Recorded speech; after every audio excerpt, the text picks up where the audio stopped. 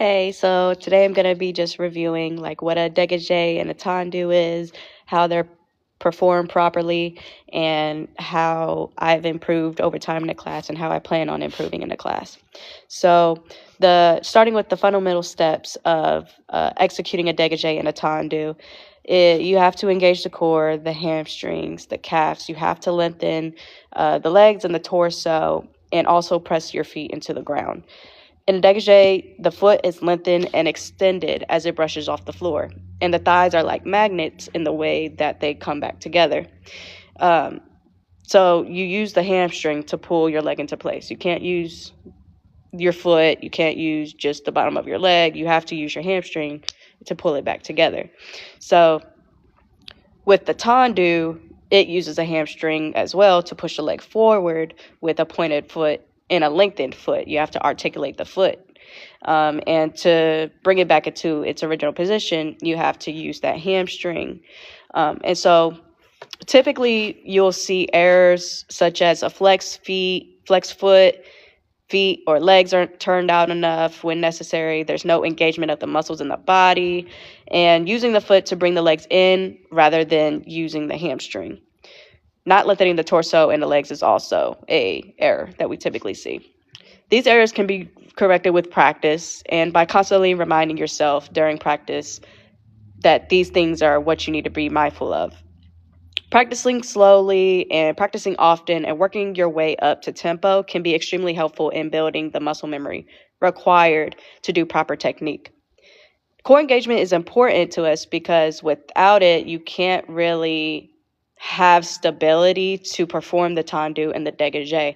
I notice I struggle a lot with the dégagé and the tendu if I'm not engaging my core, if I'm not engaging my legs, my hamstrings. If I'm not engaging any of the muscles that I have in my body, then I'm doing something wrong with the dégagé and the tendu. So it helps lock the hip in place. It doesn't push outwards, so the hip doesn't push outwards as your leg pushes outwards. So it's very useful to have engagement in your body, whether it's your core or all of your muscles, so that way you can have that stability and balance. So with balance, you have to have weight placement. And with weight placement and balance, it's very important to have those in both the tendu and the dégagé, because these exercises will make you topple over if you don't have it. So if you don't have your foot grounded, if you don't have your standing leg grounded, you're not going to be able to perform the dégagé and the tendu properly. You're going to topple over, and you're just going to it's just going to be a mess. It's not going to be clean. It's not going to be clear. The articulation is just not going to be there. So you have to make sure you have weight placement and balance. So balance is essential, especially when you're transitioning to a releve during a tendu exercise, to avoid losing stability. And to balance, one must place the weight into the toes when in releve. So that's essential when you're doing anything. You have to push the pelvis forward and engage all your muscles when doing these exercises. So the turnout of a passe and a dégagé helps create a clean line of appearance. So it helps the aesthetic. It makes it look good. And it also helps with the stability and the alignment of the movement. So you want the movement to look good, and the only way to make the movement look good is by making sure you engage everything and making sure you have balance and weight placement. So, and the turnout. I'm talking about the turnout now. So the turnout helps the execution of these movements to be performed clearly and cleanly. And a lot of the things we do in class requires a tendu or a dégagé, like the glissade ensemble, the waltz, the tombe pas de bourrée, and the croisé. So with these movements, the only way you're going to do them is by brushing your foot against the floor. That's the only way. You have to hop using a dégagé. You have to tendu in the croisé frontwards and backwards. So it's just all the tendu and the dégagé are the foundational movements for the exercises that we have to do in class. Dancers can add artistry to these movements through articulation, tempo, and musicality. Everybody does things differently, and when you add the articulation, when you have a different tempo, when you're doing it to different types of music, that is artistry, right? So using different music, using different speeds is what makes dancers different from one another, and doing it differently, articulating things differently is what also helps. So these variations allow freedom to the dancers to perform the movements with more creativity. The dégagé and the tendu prepares the body for movements I mentioned previously. The croisé, the glissade assemblé, tombe pas de bourrée, and the waltz, these movements prepare the body for these movements.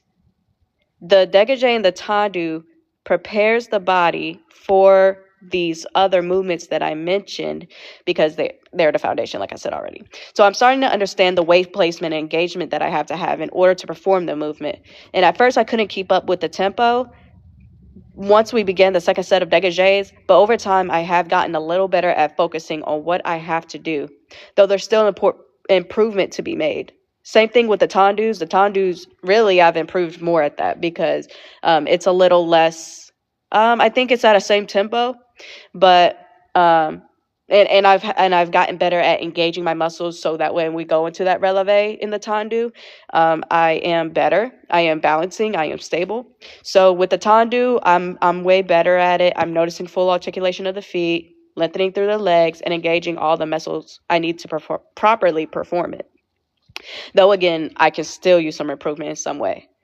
My challenges have been full articulation and usage of all the muscles, multitasking, and breathing. To overcome these challenges, I remind myself during class time of these struggles and practice outside of class to build the muscle memory of proper execution.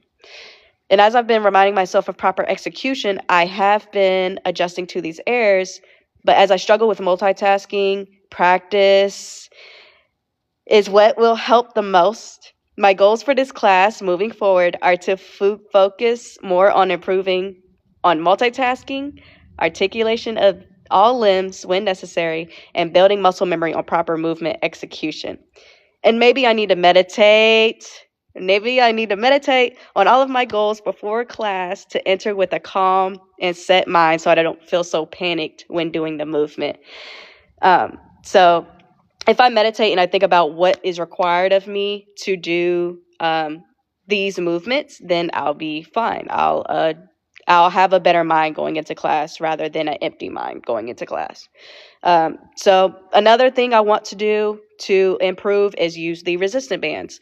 When we use the resistant bands in class, it helped me remember, or it reminded me of what I needed to do to perform the movement properly. So I know to engage the calf. I know what everything feels like to perform the movement properly. So using the resistance bands will help me do what I'm supposed to do in class.